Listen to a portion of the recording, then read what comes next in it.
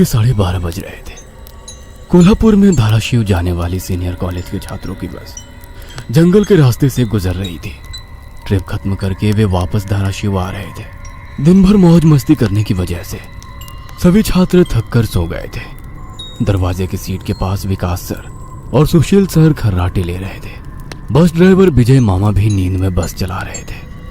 उनके बगल वाली सीट पर प्यून पांडु मामा बैठे हुए थे कि तभी बस के सामने जंगली सुअरों का झुंड आया।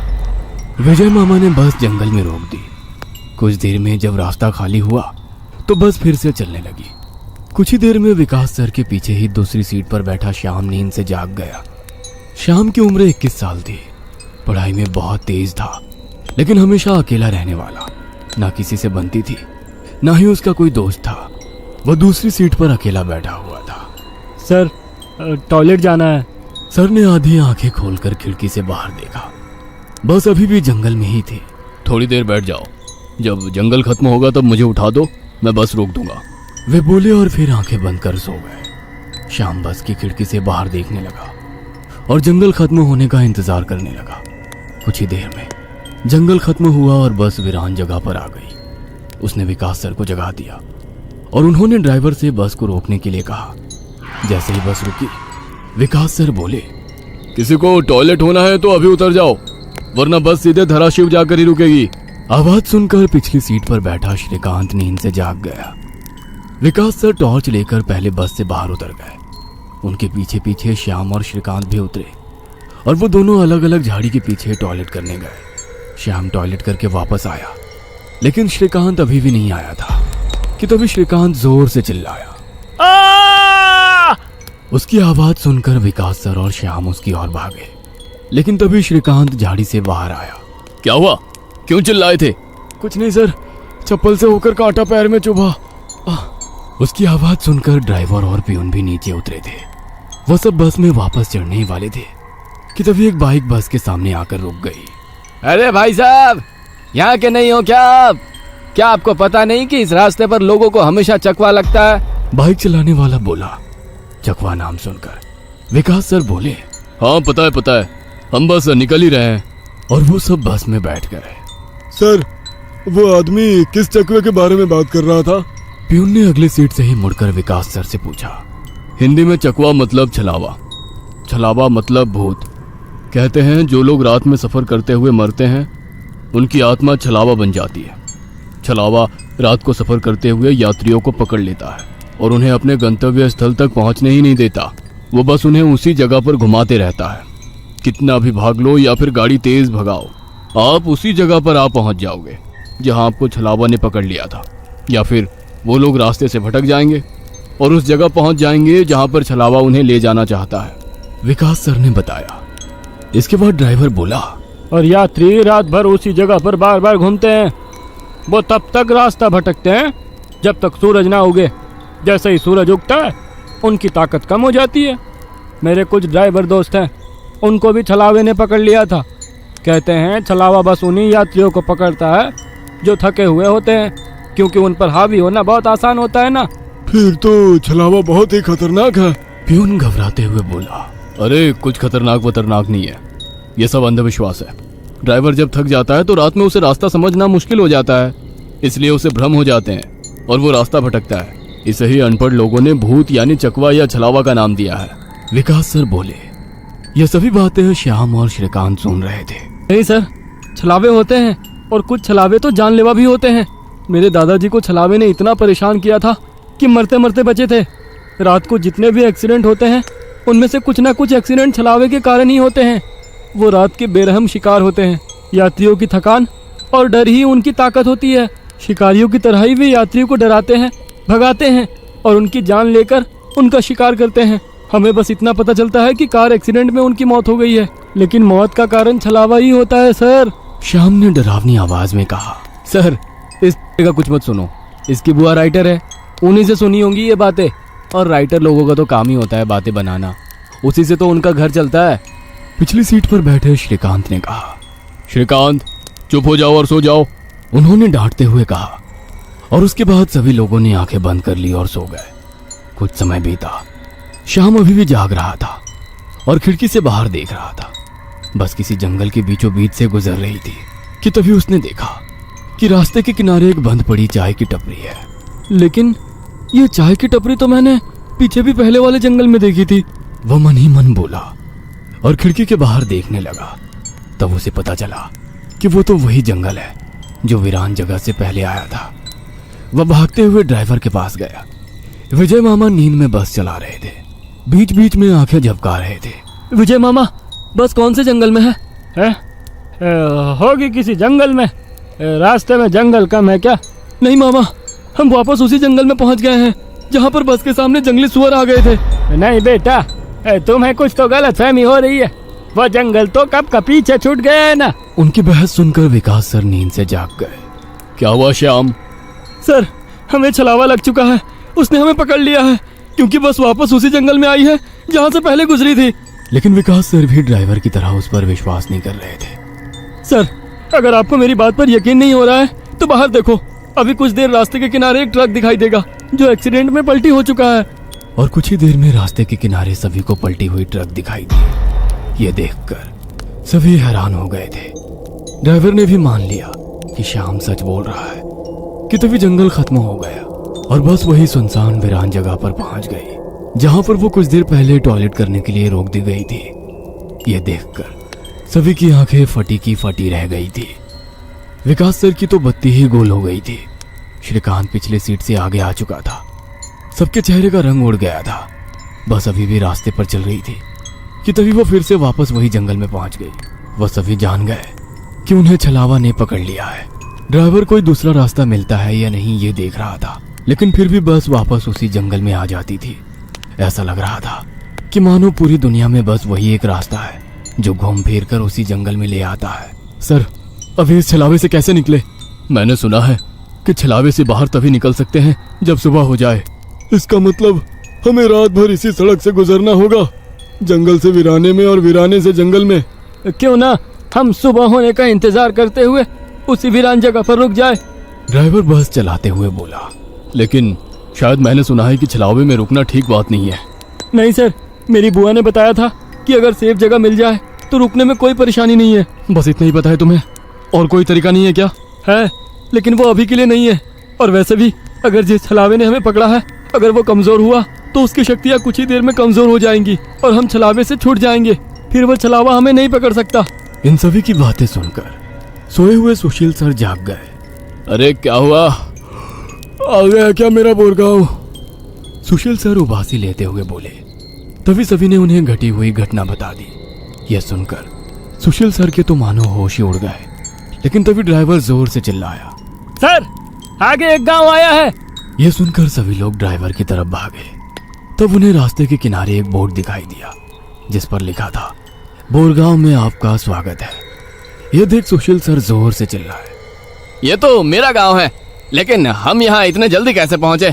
हमें तो कोल्हापुर से निकले मुश्किल से 2 घंटे हो गए हैं और मेरा गांव कोल्हापुर से 6-7 घंटे की दूरी पर। ये आपका गांव नहीं है सर, छलावा है। आपके मुंह से बोरगांव का नाम सुनकर छलावा हमें बोरगांव दिखाकर गुमराह कर रहा है। लेकिन अच्छा हुआ बोरगांव आ गया। मुझे लगता है कि हमें यहाँ पर सुरक्षित जगह ढूंढकर छिप जाना चाहिए। और सुशील सर के घर से ज्यादा सुरक्षित किसका घर हो सकता है? लेकिन सर, छलावे में एक जगह पर रुकना खतरे से खाली नहीं है और छलावा खुद में ही खतरा है। वो खुद में सुरक्षित जगह कैसे रख सकता है? तुझे मेरे से ज्यादा पता है क्या? बचपन से मैं भूतों के बारे में सुनते और पढ़ते आया हूँ। तू तय रहा। विजय मामा, बस सुशील सर के घर की तरफ ले चलो। सुशील सर ने ड्राइवर को अपने घर का रास्ता दिखाया। लेकिन तभी उन्हें उनके गली में लोगों की भीड़ दिखाई दी। बस आगे नहीं जा सकती थी, इसलिए उन्होंने बस दूर ही खड़ी कर दी।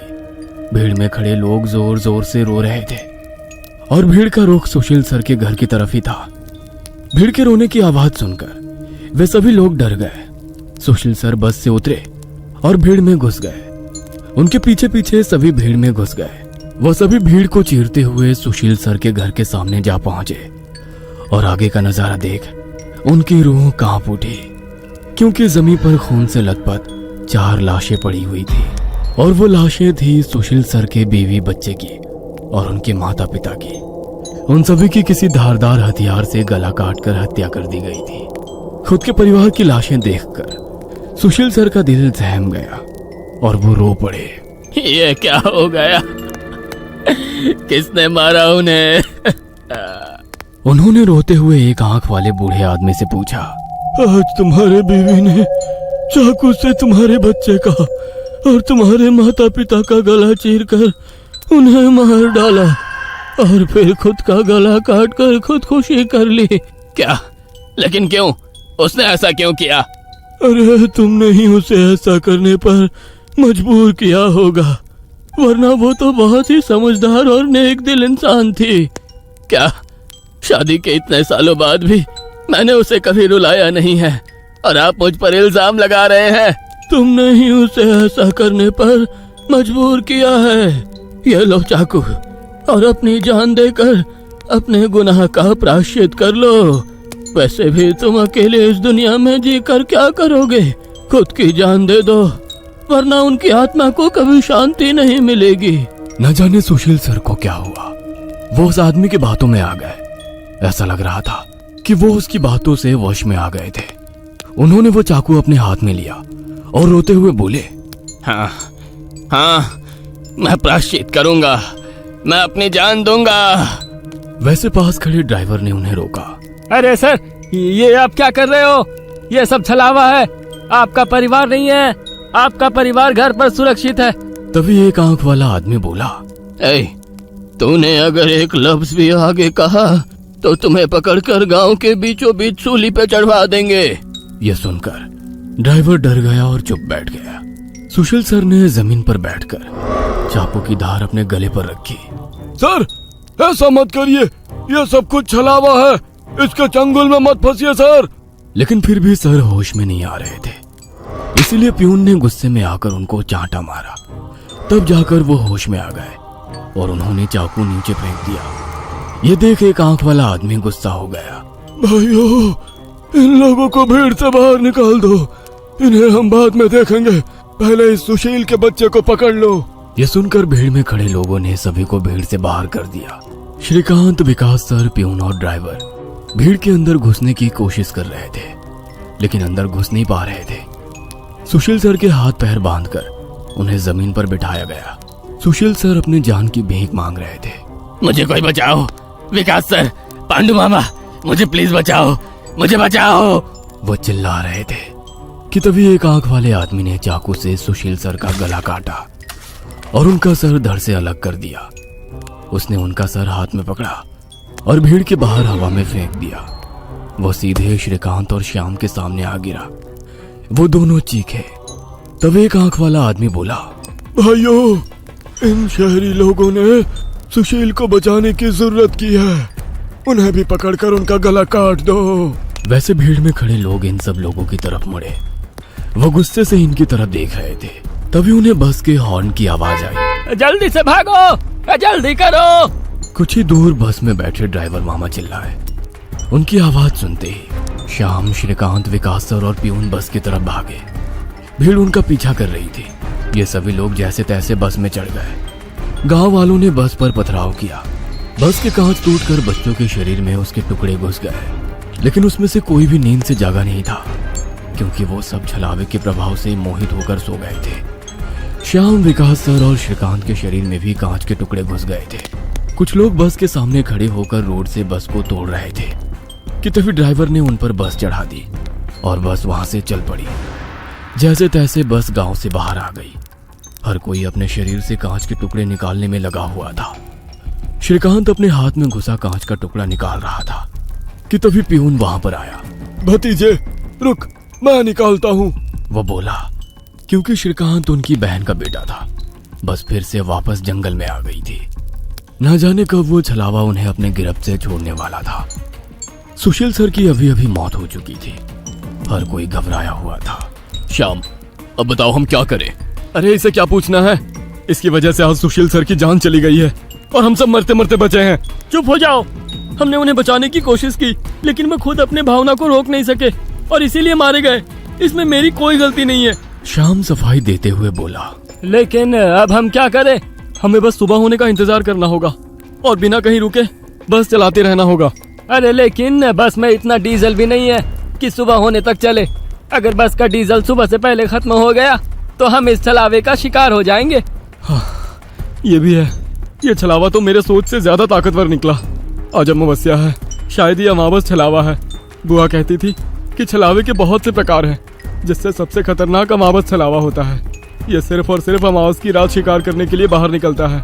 इसे अकेले 2 या 3 लोगों की शिकार करना पसंद नहीं है। जहाँ पर यात्री बहुत सारी संख्या में होते हैं, बस उन्हीं पर यह छलावा हावी हो जाता है। वो सबसे पहले सबसे ज्यादा कमजोर और सफर में थके हुए इंसान को ढूंढता है, उन्हें डर दिखाता है, और जब उसकी डर से मौत हो जाती है तो उसके शरीर पर कब्जा करता है और बाकी यात्रियों के बीच में रहकर उन्हें गुमराह करता है। उन्हीं छलावे में बस घूमता रहता है और जब सभी यात्री थक जाते हैं तब उनका शिकार करता है। और मेरे हिसाब से हम जिस छलावे के चंगुल में फंसे हैं वो अमावस छलावा ही है, और वो अभी हमारे बीच में ही है। श्याम डरावनी आवाज में बोला।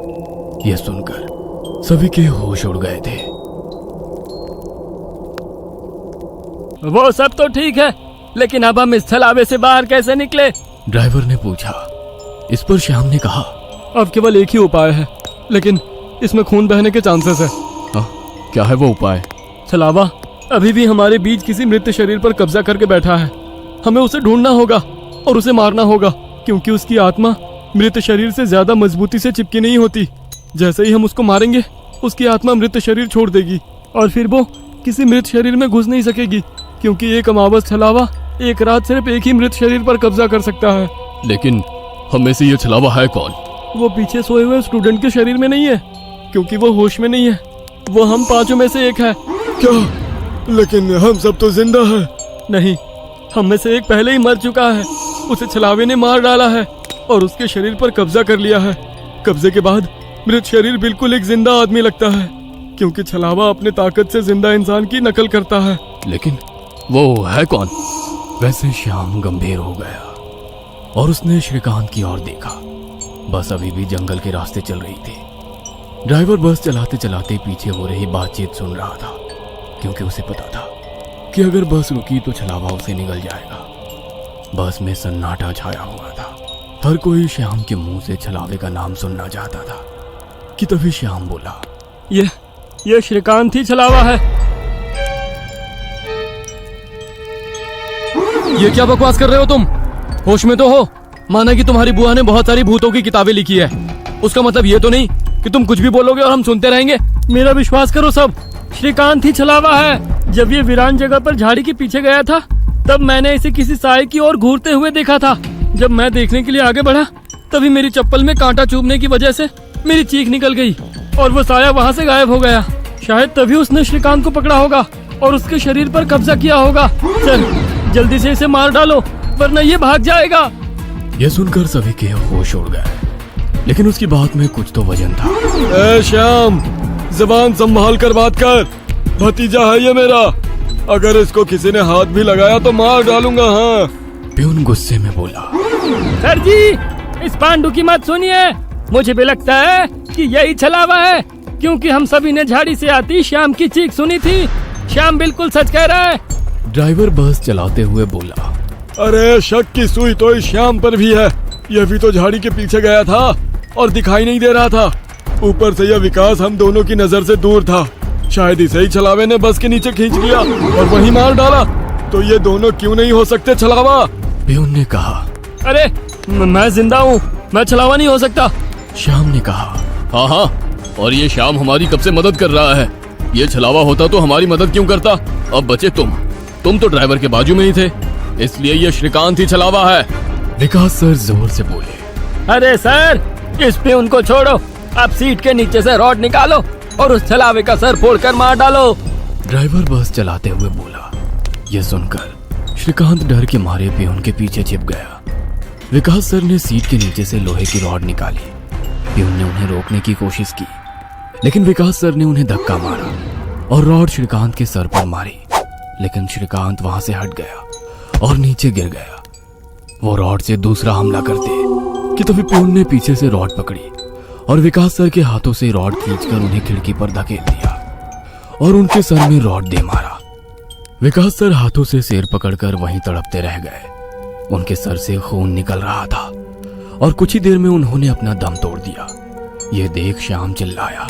विजय मामा, जल्दी से पीछे आइए, इन दोनों ने विकास सर को मार डाला। यह सुनकर ड्राइवर ने बस बीच जंगल में रोक दी और वो पीछे भागते हुए आया। उसने पियून के हाथों से रॉड छीना और उसे धक्का दे दिया। तुम नहीं सुनोगे, इसलिए पहले मुझे तुम्हें ही मारना होगा। ड्राइवर गुस्से में पियून से बोला और वो पियून के सर पर रॉड से हमला करता कि इससे पहले ही पियून ने कांच का नुकीला टुकड़ा तोड़कर ड्राइवर के पेट में घोंप दिया। ड्राइवर जोर से चिल्लाया और नीचे गिर गया कि तभी बस के बाहर से भीड़ की आवाज सुनाई देने लगी। रास्ते के बीचों बीच बस लगाई है इन्होंने। कोई तेजी से चलती गाड़ी इस बस से टकराई तो क्या होगा? बाहर निकालो इन लोगों को और सजा दो इन्हें, सजा दो। बस के बाहर से आवाज आई और बस पे पथराव होने लगा। पियून आगे की तरफ भागते हुए गया तो देखा कि 5-6 लोग बस पर पथराव कर रहे हैं। लोग गुस्से से चिल्लाने लगे, बाहर निकलो बुज़दिलो, अंदर क्यों छुप कर बैठे हो? अरे क्या हुआ भाइयों, आप ऐसा क्यों कह रहे हो? पियून चीख चीख कर उनसे पूछ रहा था, लेकिन कोई भी उसकी तरफ ध्यान नहीं दे रहा था। तभी श्याम श्रीकांत से बोला, ये लोग सिर्फ छलावा है।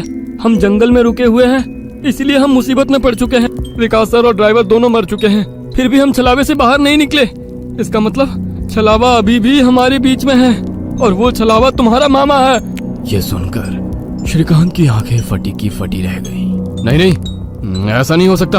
अरे ऐसा ही है श्रीकांत, तुमने देखा कि किस तरह से तुम्हारे मामा ने विकास सर और ड्राइवर की जान ली। वो उन्हें सिर्फ घायल भी तो कर सकता था, लेकिन नहीं, उसने उनकी जान ली। अब तो अपने मामा प्रेम से बाहर आओ श्रीकांत और देखो उस आदमी को, वो तुम्हारा मामा नहीं छलावा है।